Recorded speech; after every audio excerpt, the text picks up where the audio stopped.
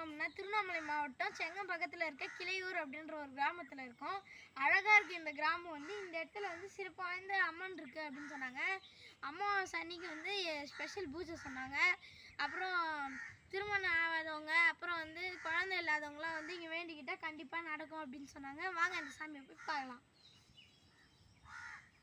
First இங்கே சோளம்லாம் நிறுத்தி வச்சுருக்காங்க. ஓகே, இப்போ உள்ள போகலாம் வாங்க. இங்கே ஒரு சாமி இருக்கு. இந்த சாமி கும்பிட்டுது.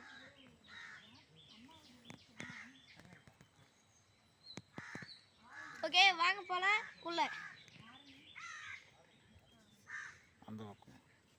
ஓகே, இந்த பக்கம் போனீங்கன்னா இங்கே சாமியை பார்க்கலாம். நம்ம உள்ளே போகலாம் வாங்க.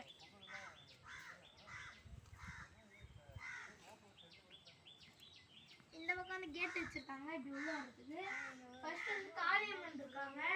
அடுத்தது இந்த கோயிலோட ஸ்பெஷல் அம்மன் மாரியம்மன் இருக்காங்க.